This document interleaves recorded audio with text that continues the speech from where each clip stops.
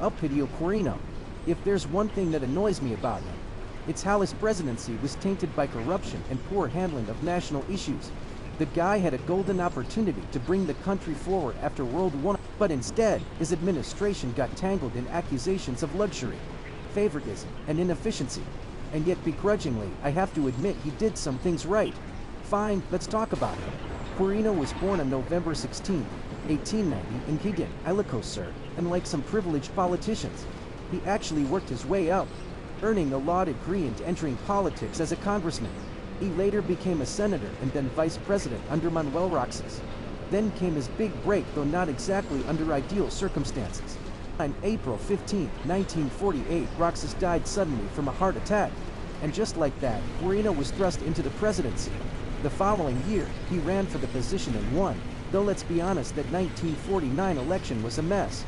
It was one of the most controversial in history, with accusations of vote buying, intimidation, and outright fraud. Whether or not he was directly responsible, it left a stain on his presidency from the very start. Oh boy, where do we begin? 1. Corruption allegations. His administration was infamous for extravagance. People whispered about officials pocketing government funds, and there was even a rumor that he had a golden chamber pot. True or not, the fact that people believed it shows how much trust he lost. 2.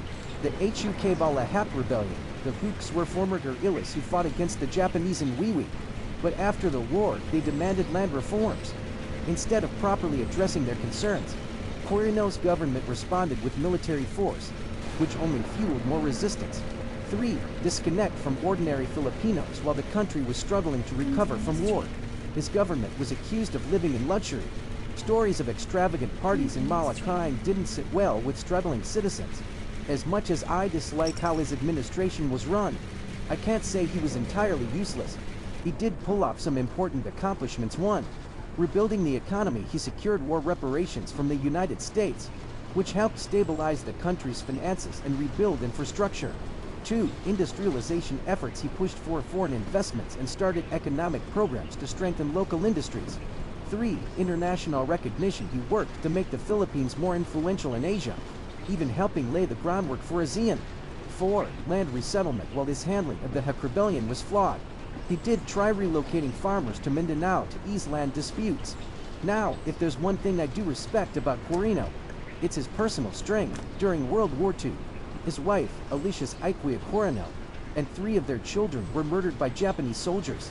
That's a pain no one should have to endure. And yet, years later, he made the shocking decision to pardon Japanese war criminals, choosing diplomacy over vengeance. I may not always agree with his politics, but that act of forgiveness that takes a kind of strength I could ignore.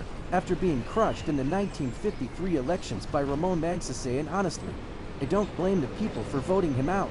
Quirino retired from politics and lived quietly in Novaliches.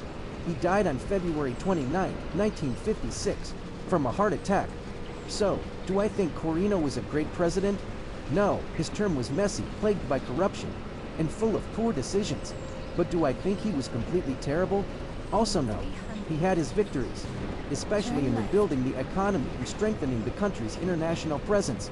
I may not like him, but even I have to admit his presidency, for all its flaws, left a mark on Philippine history.